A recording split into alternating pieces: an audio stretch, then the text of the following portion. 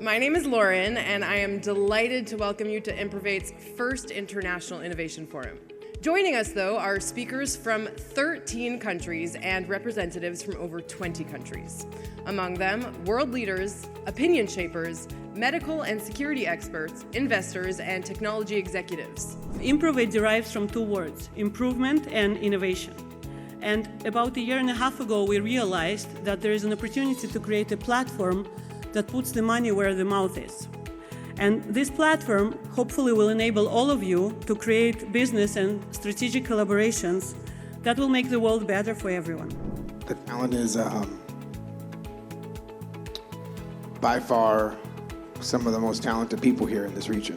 Silicon Valley wouldn't be Silicon Valley if it wasn't for, the innovative minds and the spark, the small community that's happening here in Tel Aviv.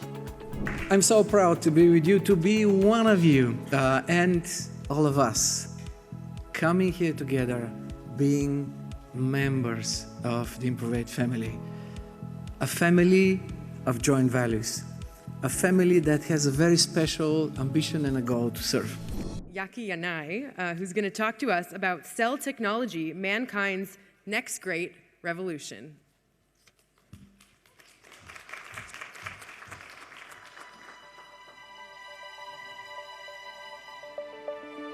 Technology enables us to push boundaries, to see not challenges, but opportunities. Science compels us to reach beyond and unlock new capabilities.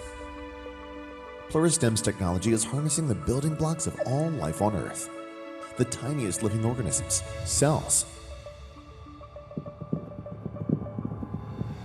Pluristem is reimagining the boundaries of science and medicine to develop groundbreaking cell-based therapeutics. These tiny creatures hold massive potential yet to be discovered. They are the next great frontier. A microscopic world without boundaries, yet full of opportunity and hope.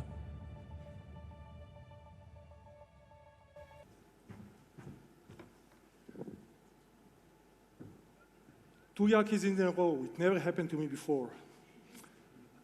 When was the last time you looked up at the night skies to see the stars? I'm Yaky, and I'm CEO and President of Pluristem Therapeutics. As a young boy, I loved camping, building campfires, staying up until late, and looking at the stars of the night. I remember seeing thousands, all of us remember seeing these beautiful nights with full of stars. Astronomers estimate that there are billions of stars in our universe, hundreds of billions. It's hard to tell. And they are saying that these stars are the building blocks of galaxies. I'm here to talk today about the building blocks of life, cells. Our bodies, and take a look at your bodies, they are built from trillions of different cell types that in a remarkable way, instead of competing and fighting among themselves on nutrition or space, they work in harmony in order to maintain our well-being. And everything on this planet, every organism on this planet, they are built from cells, from the largest sequoia tree, giant whales, to the smallest organism. Everything is built from cells. Actually, life on Earth begins and ends with cells. But the unique power of this tiny organism is not fully explored. Years ago, I was working for the high-tech industry for many years. And then I saw one graph that changed the course of my career, and to some extent, it actually changed my life. It was the graph showing the change in life expectancy in the last 150 years. And let me try. Who here in the audience is 45 or younger? Who is 45 and younger? Please raise your hand. We have a young audience here. That's good. That makes my point. If I've been here in this room 150 years ago asking the questions, you guys that raised your hand, in average, you've been here alone. And for the rest of us, which are already over 45, not that much. Only in the last 150 years, humanity doubled its life expectancy, from 45 in average to over 80. When I saw this graph, I immediately knew that I need to be part of the healthcare system in order to make sure that we'll be able to continue to treat our elderly and patients with dignity and compassionate. We don't fully realize that, but you should know that we must change entirely our healthcare system, entirely. And the way that we are treating human beings, moving it from endless chronic, decades of chronic treatments and end of hospitalizations to development of agents that will be able to regenerate and to heal our body. That's the only way to go. And this is exactly what cell therapy is about. At Pluristem, we are working with placentas, donated placentas after full-term delivery. You can see the placenta. I hope that all of you saw a placenta in their lifetime. And then we're using our technology in order to make these cells into therapies. Placenta is quite a remarkable organ. Actually, the US National Institute of Health described the placenta as the least known organ, but probably one of the most important. Placenta coming from the unique situation in nature, which is pregnancy, that in a remarkable way, two human beings, the mother and the baby, coexist without immune rejection of the one against the other. And I'm sure all of you know that a mother can be a surrogate mother. She can carry a child which has completely different DNA, but still, she will not reject it. And this is the reason that we can use the placenta cells as an ideal source for cell therapy. I'm holding here in my hand a vial that contains about 100 million placenta cells. And I can inject it to anyone here in this room without genetic match or blood match. We have treated hundreds of patients already using this product.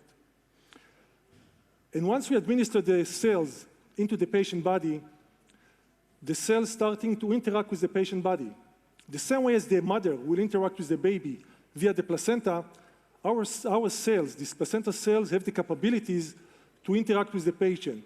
They are receiving signals from the patients, and they are responding by secreting healing factors that leads to regeneration. I always love to say that the placenta cells, they are actually native speakers. They can understand the language of the body and to communicate with the body, with the patient. So this is a different scale of drug, a drug with intelligence that has the ability of interaction. I heard over the years many stories about placentas that goes thousands of years ago in India and in China and in the US. But what we are doing in Pluristem, we brought the science and technology to understand this remarkable organ that we call it placenta.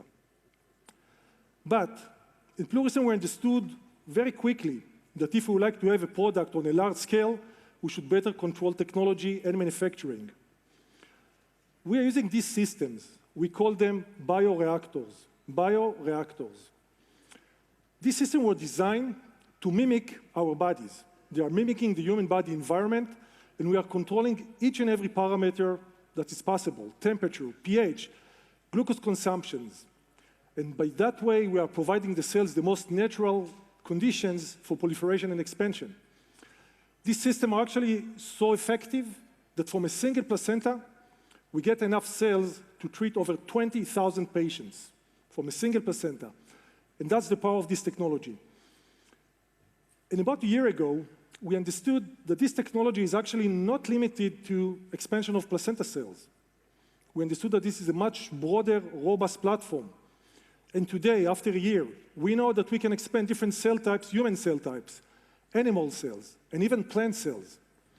And now start to figure about the opportunities. I heard in the previous panels talking about food tech and agriculture and sustainability.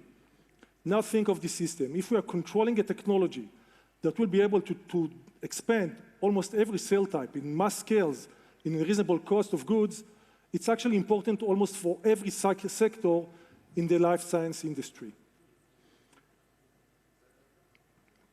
I truly believe that all of us, we are at the beginning of a biotech revolution. And more specifically, cells have the capabilities to solve some of our major, most important problems. Because today we have the abilities to control and to leverage on these building blocks of life in order to make sure that we can produce different products, medical product, food tech, agriculture, and many other products that are so essential for us in order to maintain and to keep our sustainability. And that's something that can and will impact the course of humanity. And it's coming big time. People always ask me, I know I meet quite a lot of people globally, and they always ask me, what do you think about our future? How envision that? And what are our chances as humanity to survive on this planet? And if I'm optimistic about it? Well, I think that all of us know that we are facing some significant issues. Change in the environmental, we are in the midst of a major healthcare crisis, and there are many other problems that we should tackle in the future. But let me tell you my point of view. On my daily basis, I meet the most extraordinary scientists. I get to hear amazing, mind-blowing ideas that each and every one of them have the potential to change the course of humanity and how it's going to look the future. And when I see so many good people working so hard in order to make sure that this world is going to be a better world for our children, I'm extremely optimistic about how our future is going to look like. We are just at the beginning of exploring this microscopic universe, the cells. But just to remind us that like stars on the night skies, cells represent a world of hope and opportunities. Thank you very much. And that is it for IMPROVATE's Jerusalem 2021 International Innovation Forum. The forum is just the first step in creating collaborations between governments, businesses, and investors, and leading Israeli technology companies that were here today. The exposure right here at this conference is a first step. The next step, delegations and real-world business connections to promote IMPROVATE's vision of making technology accessible to all and improving the lives of people across the world. I would like to thank all of the wonderful speakers and panelists, the companies who presented the best of Israeli technologies, and all of you, of course, who were here with us today. A special thanks to two amazing women who made today's event possible, IMPROVATE's founder, Irina Nevzlin, and Ronit Hassin-Hochman, who together prove that nothing stands in the way of will. Thank you both so much for putting on today's important gathering. Happy Hanukkah, and we will see you guys at the concert tonight. Thank you.